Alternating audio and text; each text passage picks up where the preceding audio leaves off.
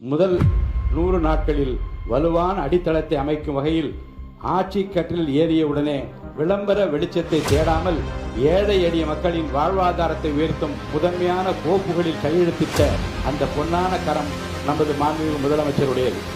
C. Joseph Vijay எனும் நான்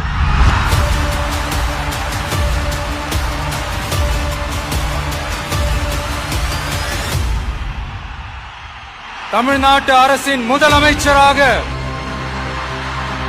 பலதரப்பட்ட மக்கள் அனைவருக்கும் நேர்மையானதை செய்வேன் என்றும் உறுதிமொழிகிறேன். ஒரு ஃப்ரெஷ் கவர்னன்ஸ், ஒரு நியூ கவர்னன்ஸ் ஒன்று கொடுப்போம்.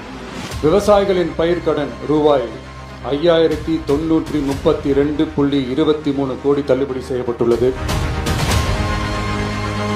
குறுவை சாகுபடி தொகுப்பு திட்டத்திற்கு ரூபாய் 134.83 கோடி வழங்கப்பட்டுள்ளது. மதுப்பழக்கத்தை குறைத்திடும் வகையில் முதற்கட்டமாக 717 டாஸ்மாக் கடைகள் மூடப்பட்டுள்ளன. அனைத்து துறைகளிலும் லஞ்சம் ஊழல் ஒழிக்க தொடர் நடவடிக்கை எடுக்கப்பட்டு வருகிறது.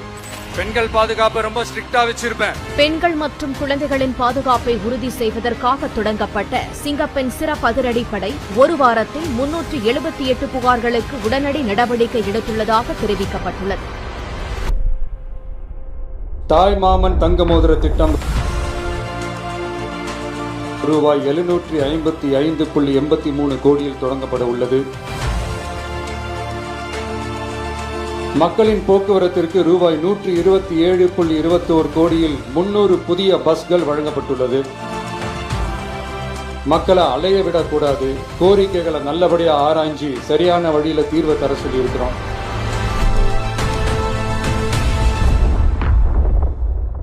நூறு நாளில் சாதனை காட்டிய வேந்தனே, இன்னும் 100 ஆண்டு பேசும் சரித்திரம் படைப்பாய். இது தமிழக வரலாற்றில் புதியதொரு மாற்றத்தின் 100 நாட்கள் ஆகும்.